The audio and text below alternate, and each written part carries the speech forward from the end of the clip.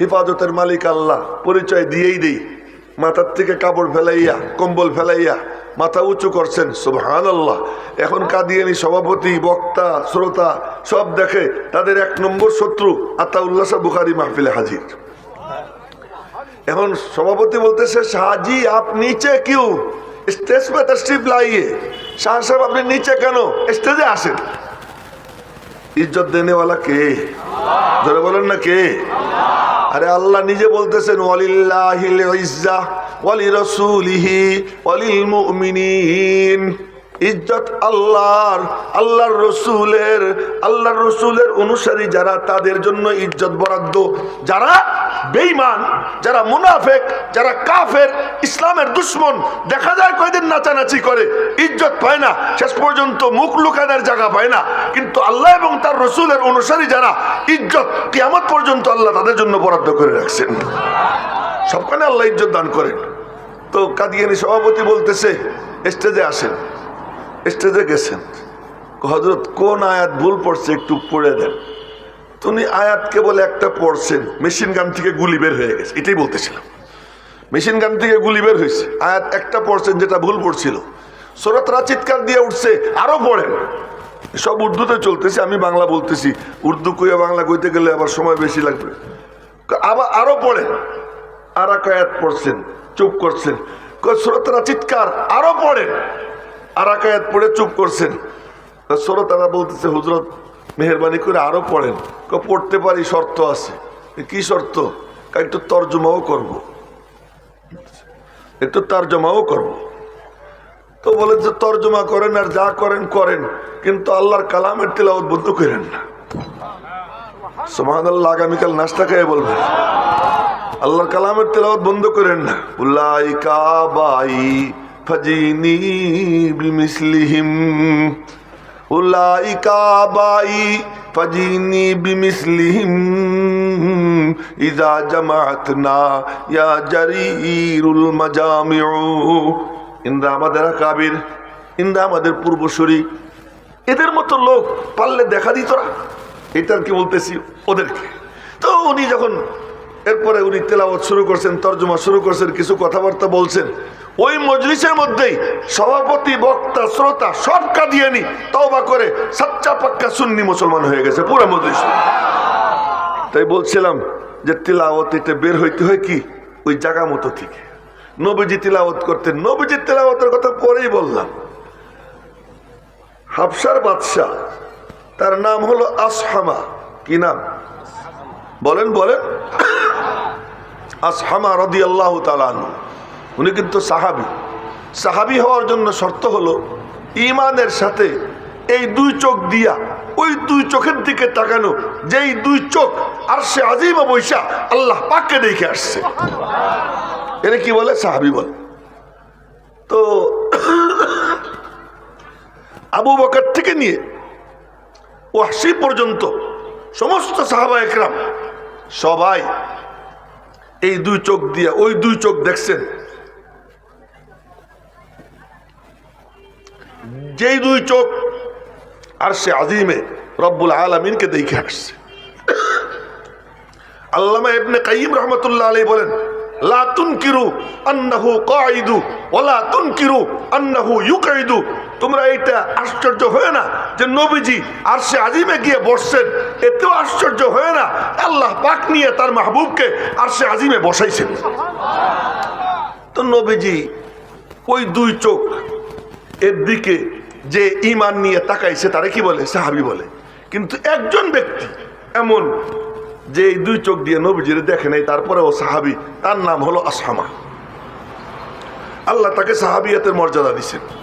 নবীজির আপন চাচাতো ভাই, কাহিনী অনেক লম্বা, সেটা শোনাবো না, শুধু এতটুকু বলি। নবীজির আপন চাচাতো ভাই হযরত জাফর ইবনে আবি তালেব, যারে নবীজি বলতেন আসবাহতা খালকি ওয়া খুলুকি, জাফর তোরে দেখতেও আমার মতো মনে হয়, তোর চরিত্র আমার মতো। এই জাফর রাদিয়াল্লাহু তাআলা আনহু মুতার যুদ্ধে যিনি শহীদ হয়েছেন, ওনাকে বলা হয় জাফরে তৈয়ার। ডান হাত কাটছে, পতাকা ডান হাতে ছিল, ডান হাত কাটছে, খপ করে পতাকা বাম হাত দিয়ে ধরছেন, পতাকা পড়তে দেন নাই। উনি ছিলেন আমিরুল জায়েশ, প্রধান সেনাপতি। দ্বিতীয় হাত কাটছে, বাম হাত কাটছে, পতাকা পড়তে দেন নাই।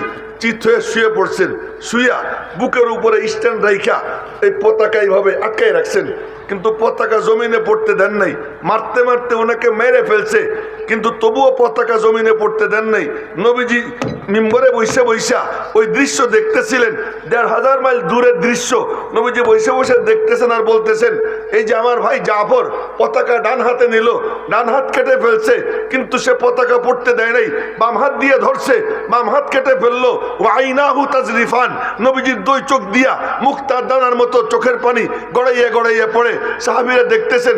এরপর নবীজি বলেন, এই যে আমার ভাই পতাকা পড়তে দেয় নাই, ও পতাকা বুকের উপর রাইখা আটকাইয়া চিত হয়ে শুয়ে পড়ছে।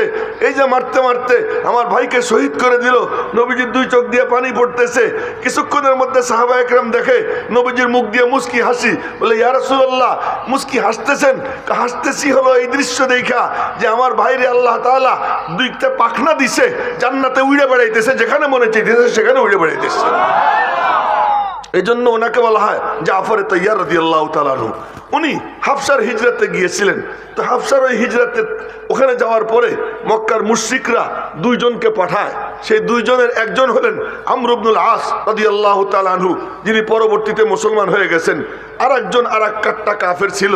এই দুইজন যাওয়ার পরে তারা গিয়ে মন্ত্রীদেরকে ঘুষ দিছে। ঘুষ দিয়ে বলে কি, আসহামা কি এমনে এমনে না দেখে সাহাবি হয়েছে? হ্যাঁ, কেউ যদি কুরবানি করে, ত্যাগ স্বীকার করে, আল্লাহ পাক তার বদলা দিয়ে দেয়। ইন্না রাব্বাকুম লাগাফুরুন শাকুর, তোমাদের রব বড় ক্ষমা করেনেওয়ালা, বড় শুকর গুজার। একটুখানি করে দেখো আল্লাহর জন্য, দেখো আল্লাহ কি দেওয়া দেয়।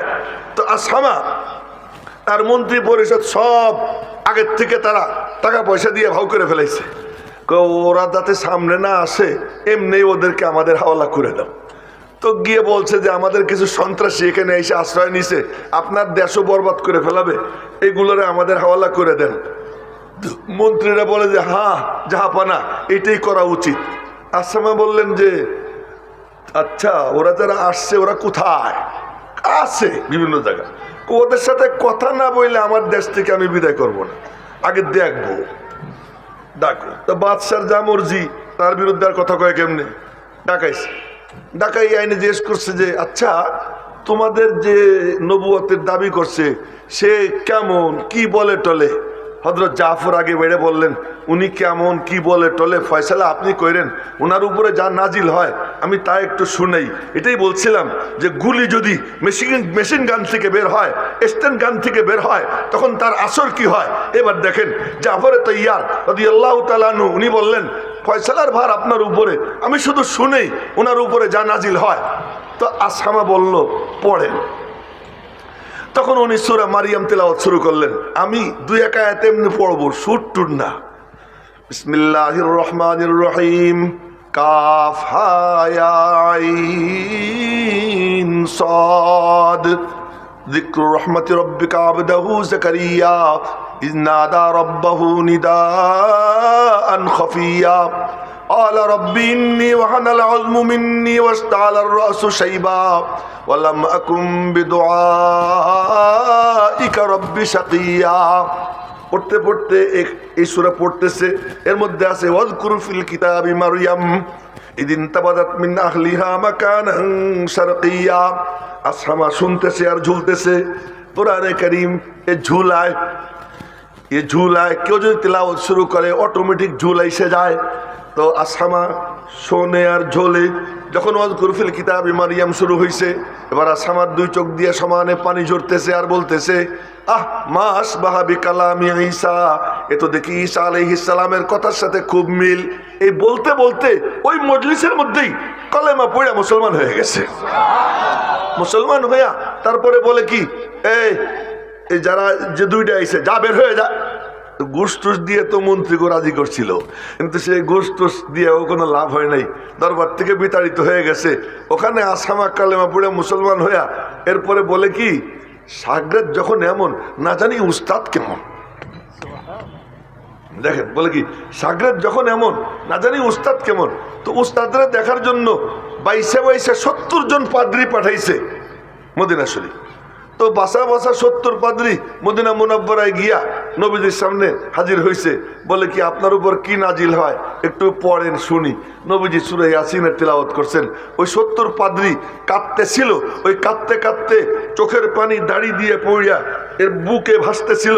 ওই অবস্থায় 70 জনের 70 জনই কলেমা পড়ে মুসলমান হয়ে গেছে। আমার বলার মাকসাদ হলো যে কোরআনে কারীম গুলির থেকে বেশি পাওয়ারফুল যদি এটা জায়গা মতো কোনো জায়গার থেকে বের হয়। আমরা কোরআন শরীফ পড়ি কিন্তু আমি নিজে অমন না। ইন্না সামি'না কুরআনান আজাবা, কোরআন তো আজীব কিন্তু পড়নেওয়ালা কিনা আজীব না। আজকে এই চেয়ারে আমরা যারা বসি, মাফ করে দিয়েন, উলামা একরামের কাছেও ক্ষমা চাইতেছি, কি তাহলে কি সুর আছে নূর নাই, হুঙ্কার আছে পাওয়ার নাই, এমনি নাচানাচি হয়, নর্তন কুর্দন হয়, সুরের মূর্ছনায় সব মুগ্ধ হয়ে যায়, কিন্তু দিলের মধ্যে বাতি জ্বলে না। দিলের মধ্যে বাতি জ্বলে না। নবীজি তেলাওয়াত করতেন, তেলাওয়াত আলাদা একটা কি ছিল, ফাংশন ছিল, আলাদা একটা দায়িত্ব ছিল।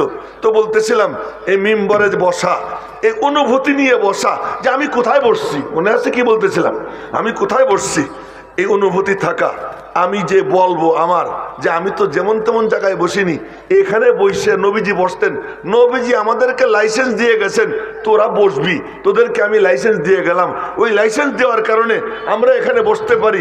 যদি ওই সিফাত অর্জন করতে পারতাম তাহলে আমাদের অত চিল্লা চিল্লি লাগতো না, এমনি বসে থাকতাম, কিছু আয়াত সাদামাটা তিলাওয়াত করতাম, কিছু হাদিস সাদামাটা ভাবে বলতাম, বানাইয়া সানাইয়া কায়দা কুয়দা কইরা এরকম খুব করে পেশ করার দরকার ছিল না। সহজ সরলভাবে আল্লাহ পাকের কালাম তিলাওয়াত করলে ওই কালামের তিলাওয়াতই দিলের মধ্যে নূর পয়দা করে দিত। কিন্তু আজ কোরআন তো আজীব, কোরআনওয়ালারা কিনা আজীব না। আমি বলছিলাম আপনাদেরকে যে আমি এখানে বসা, আমারও ওই অনুভূতি দরকার, আমি কোথায় বসা, আপনাদেরও অনুভূতি দরকার যে আপনারা কোথায় বসা, আপনারা কোথায় বসা। আমার অনুভূতি দরকার আমি কে, আপনাদের এই উপলব্ধি দরকার আপনারা কারা। নিজেরে চেনা ফরজ ওয়াজিব, অহংকার করা হারাম। আমি ইয়াহিয়া মাহমুদ, আমার এই উপলব্ধি থাকা যে আমি নবীজির রেখে যাওয়া চেয়ারে বসছি, এই উপলব্ধি থাকা আমার জন্য ওয়াজিব। কিন্তু আমি এখানে ওয়াজ করতে বসছি, এই ভাব মনের মধ্যে হারাম। দেখেন নবীজি তার মতো এত বিনয়ী আর কেউ ছিলেন না। আল্লাহ পাকের কাছে উপরে উঠার একমাত্র সিঁড়ি বিনয়। যার যত বিনয় সে তত উপরে উঠবে। এই জন্য নবীজির পরিচয়টা কি, আল্লাহ যখন সবচেয়ে উপরে নবীজিকে নিয়ে যাইতেছে তখন কি সুবহানাল্লাযী আসরা বিরাসূলিহি, সুবহানাল্লাযী আসরা বিনবিয়িহি, সুবহানাল্লাযী আসরা বিসাইয়্যিদিল মুরসালিন, না না না, বিশাফিল মুজনিবিন না, সুবহানাল্লাযী আসরা বিআবদিহি, এটা তো রজব মাস, সুবহানাল্লাযী আসরা বিআবদিহি। কি আজীব কারনামা আঞ্জাম দিলেন আল্লাহ, মহান পবিত্র আল্লাহ, সুবহান, আজীব কারনামা আঞ্জাম দিলেন আল্লাহ তাআলা। ওই মহান সত্তা যিনি নিয়ে গেলেন রাত্রিকালীন ভ্রমণে, রাতের বিশেষ এক অংশে তার বান্দাকে, দেখছেন কাকে, তার বান্দাকে, তার গোলামকে, আমার সবচেয়ে বড় গোলাম আমার মাহবুব মুহাম্মদুর রাসূলুল্লাহ সাল্লাল্লাহু আলাইহি ওয়াসাল্লাম, জোরে বলেন না সাল্লাল্লাহু আলাইহি ওয়াসাল্লাম। সবচেয়ে বড় গোলাম যেহেতু, এজন্য আলী মাকাম তার, সবচেয়ে বড় গোলাম তিনি, এজন্য বড় মাকাম তার।